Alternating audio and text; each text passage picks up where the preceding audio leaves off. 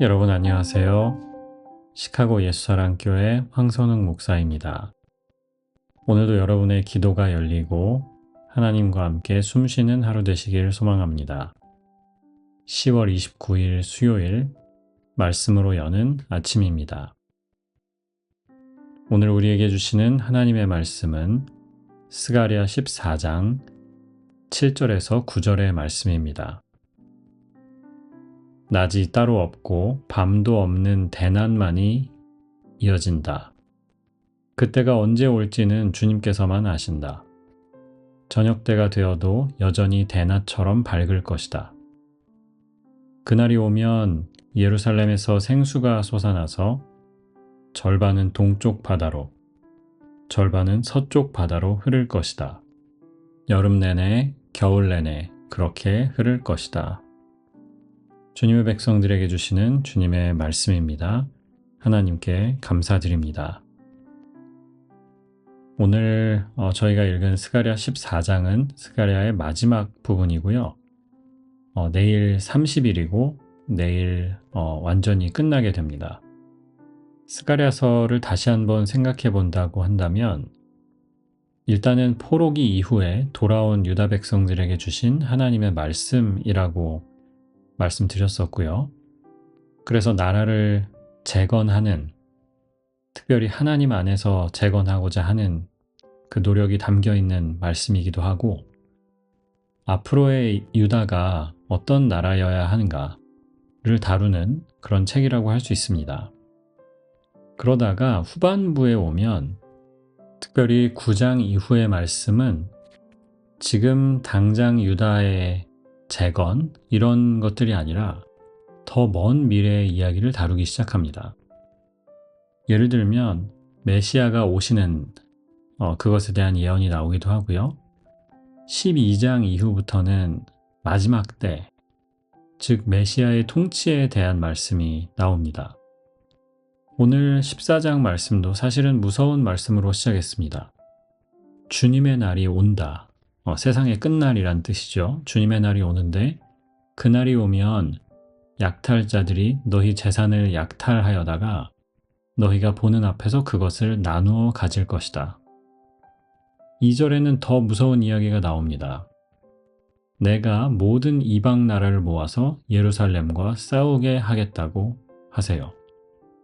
도성이 함락되고 약탈당하고 도성의 주민들이 다시 사로잡혀 간다고 말씀하시죠. 무서운 날입니다. 마지막 진노의 날이고 세상의 모든 것들이 끝나는 날에 대한 예언이라고 할 수 있는데요. 무서운 날만은 아닙니다. 사실은 하나님의 백성들에게는 그 심판의 날이 구원의 날이기도 하기 때문이죠. 3절부터 주님께서 나가셔서 그 이방 나라들과 싸우겠다고 말씀하시고요. 하나님의 구원과 더불어서 새로운 생명에 대한 기대가 또 나옵니다. 그게 저희가 함께 읽은 이 부분이지요. 그날이 오면 예루살렘에서 생수가 솟아나서 절반은 동쪽으로 또 절반은 서쪽 바다로 흐를 것이다. 여름 내내, 겨울 내내 그렇게 흐를 것이라고 말씀하십니다. 즉, 주님의 날은 The Day of the Lord라고 보통 말하죠. 주님의 날은 마지막 날 혹은 멸망의 날 뿐만이 아니라 하나님의 구원을 경험하는 날이고요. 끝나지 않을 영원한 생명의 능력을 체험하는 날이기도 합니다. 제가 지난주 말씀을 나누면서 그런 이야기를 했어요.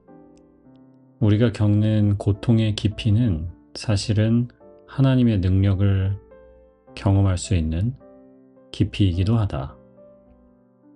왜 그렇습니까? 우리는 그 고통의 깊이에 빠져서 죽을 줄 알았거든요. 삶이 끝나버린다고 생각했거든요. 그런데 그게 아닌 거죠. 하나님이 여전히 우리를 살리시고 그 깊은 기품에서도 우리를 꺼내실 때 아, 우리의 고통의 깊이보다 하나님의 능력이 더 깊구나 라는 것을 배우게 되는 거죠. 그래서 고통의 깊이는 하나님의 능력의 깊이이기도 하다라는 말씀을 드렸어요.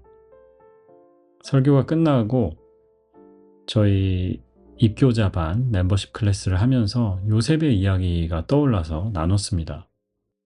요셉은 그 인생을 시작하고 끝만 놓고 보면 최고의 인생입니다. 부자 아버지 집에 태어났는데 자식이 많은 집이었는데 아버지의 사랑을 독차지했던 그런 아들이었어요. 가만히 있으면 아버지의 재산이 다 자기 것이 되는 그런 삶이었습니다. 마지막에는 어떻게 되었나요? 이집트라는 당시에 가장 강한 나라의 바로 왕, 파라오 다음 가는, 버금가는 권세를 누리는 총리가 되었잖아요. 이렇게만 놓고 본다면 고통을 모르는 인생입니다. 고생을 모르는 태어날 때부터 금수저였고 그렇게 아버지 백, 가족 백으로 끝까지 잘된 사람, 더 높이 올라간 사람으로 기억될 수 있어요. 그런데 그렇지 않죠. 그 요셉의 삶 중간을 보면 정말 인간이 상상할 수 있는 모든 고통을 다 겪은 겁니다. 자기 형들에게 배신당했고요. 노예로 팔립니다. 그 팔려간 집에서 열심히 일해서 자기 인생이 좀 펴지나 했는데 갑자기 또 이상한 일이 생겨서 이번에는 감옥에 갑니다. 이민자이면서 노예였다가 감옥의 죄수로 가는 거죠. 요셉이 당한 그 사건들도 사건들이지만 그 마음에 얼마나 그 쌓인 것들이 많았을까요? 배신감과 억울함과 분노와 이런 것들 때문에 화병 나서라도 죽지 않았을까 싶어요. 그런데 요셉은 그것을 딛고 일어나서 하나님이 높여주시는 그것까지 경험합니다. 깊은 고통을 다 채우고도 그를 가장 높은 곳까지 올리시는 하나님의 은혜를 체험하는 거죠. 하나님의 능력을 살아보는 겁니다. 오늘 스가랴 말씀이 말씀하는 것도 사실은 두려운 말씀이죠.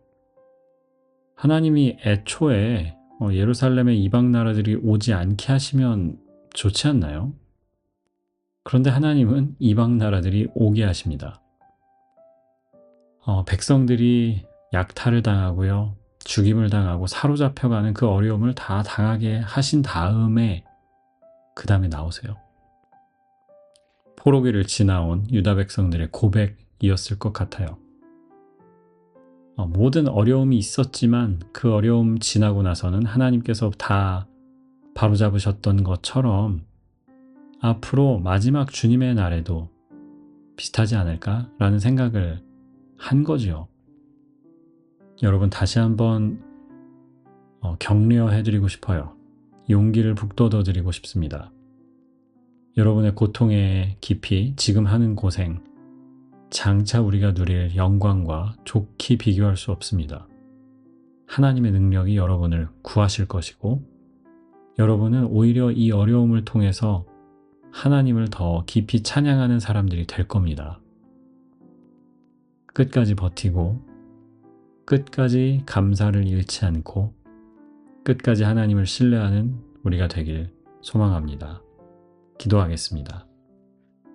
주님, 감사합니다. 아버지라고 부를 수 있어서 감사합니다. 우리가 신뢰하는 하나님 되어주셔서 감사합니다. 잠깐의 어려움과 잠깐의 고생에 치이지 말고 고통과 재앙도 주관하시는 그 하나님을 의지하는 저희가 되게 하여 주옵소서.